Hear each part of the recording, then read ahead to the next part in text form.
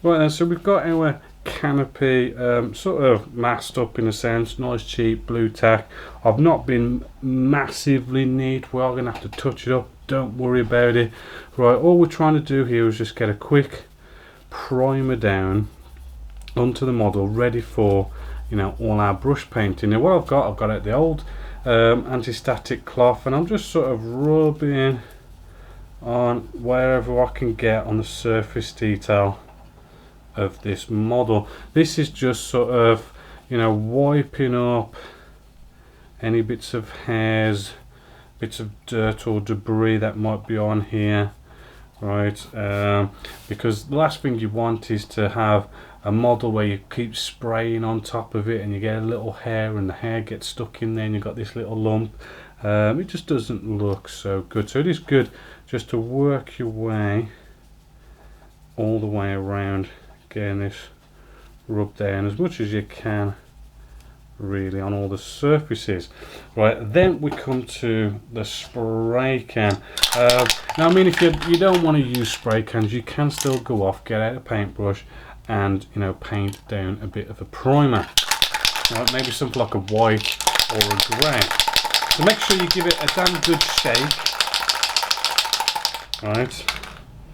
And if you remember last time we did sort of clean the nozzle, you might want to clean it again, but let's just quickly test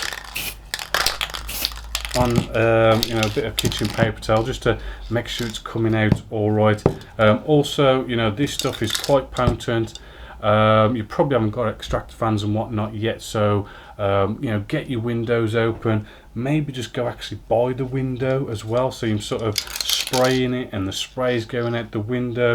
You know, if you can, if you've got the money, get something like a face mask at least, right? But again, this is a, you know, a basic sort of cheap build, so maybe just sticking with brush painting. But basically what we want to do, you want to sort of get used to the spray can by just spraying a bit onto the kitchen paper towel. It does come out pretty quick and thick, so when you do spray it, you want to get your model and just a quick blast across. I mean, it really doesn't take much for it to go down and start being wet, because this is the thing when it comes to any kind of airbrushing, is you don't want the paint to go down wet, right? You start getting it wet, it pulls up and goes all sort of nasty, and with these spray cans it does get wet very quickly. So as I say quick blast, a quick flick, as I say, to sort of get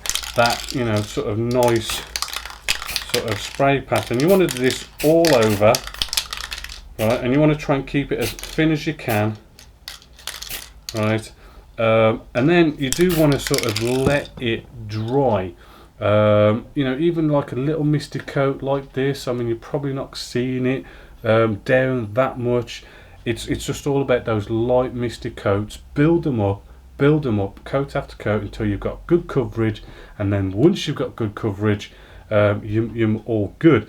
This is also a good time as well, because this is just a primer. We don't have to worry about sort of all our painting that we're going to be doing, because it's a primer. What we're going to have is, you know, our surface is going to be perfect for doing any sort of painting. It's also going to allow our paints to stick better to the model, and it's also a good opportunity to look at what work we've done.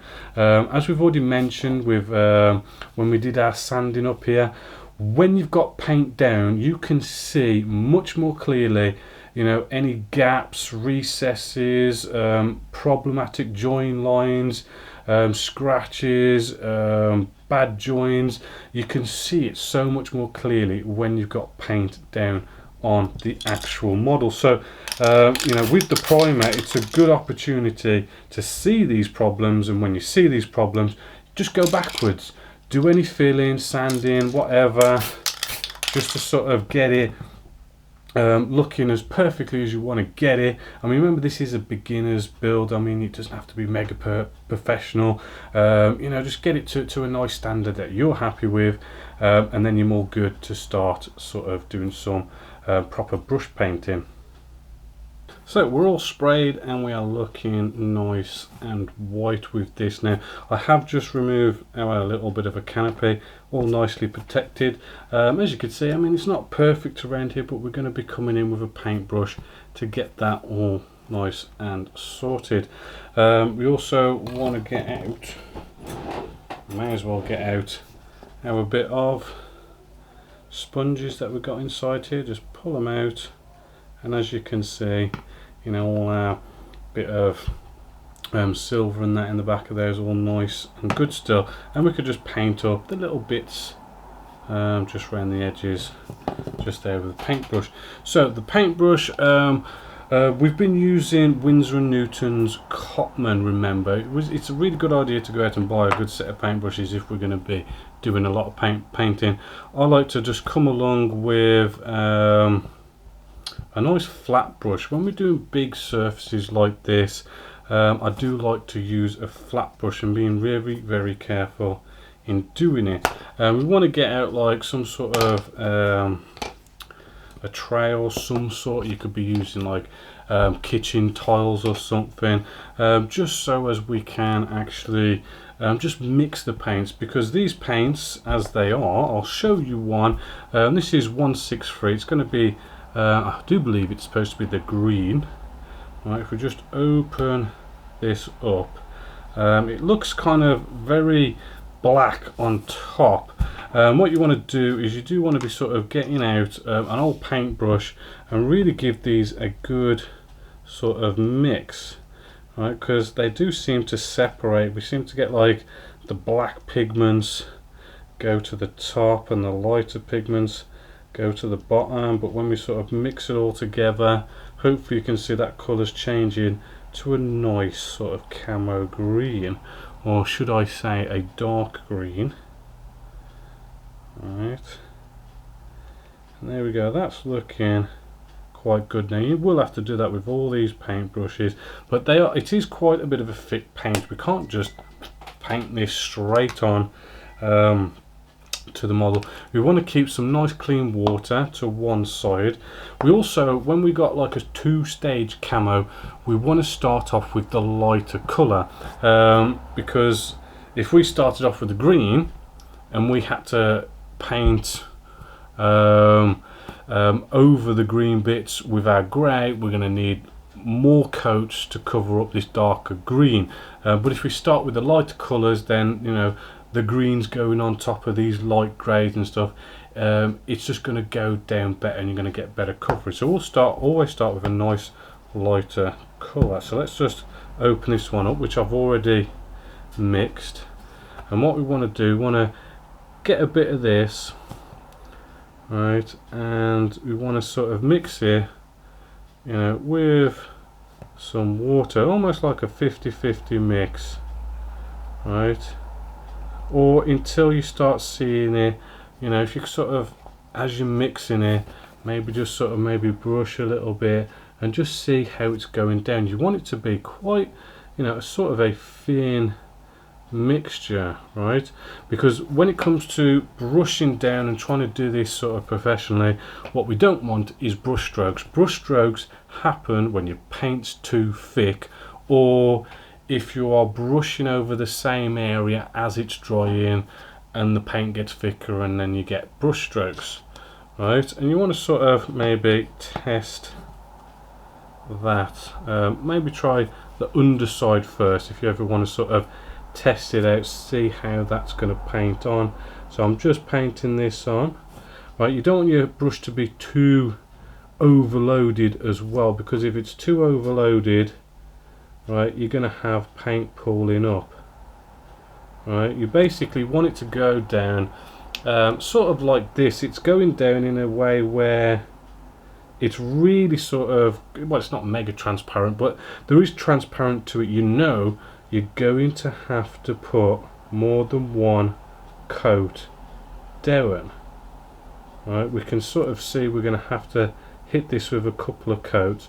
We don't want it pooling up, so we don't want to paint this on, right, and we've got like a big pool up in that area. That's not what we want, right? So we want to sort of unload our brush a bit, and like soak up this I've done as an example.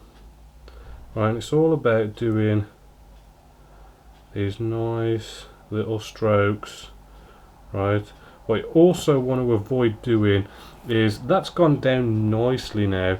Right, what you don't want to be doing is coming back over the same area and keep brushing it, keep playing around with it, keep messing around with it, because then it messes it up. As I say, that's drying now, and if we keep brushing at it, it is going to eventually sort of start giving us brush strokes. So we don't want to keep coming back to the same area. We just want to sort of quickly move along, nice brush strokes. You know, maybe use the edge of the paintbrush just to get those edges where we need to. Right, and we just need to then paint that all over the model. As you can see, that's looking quite nice.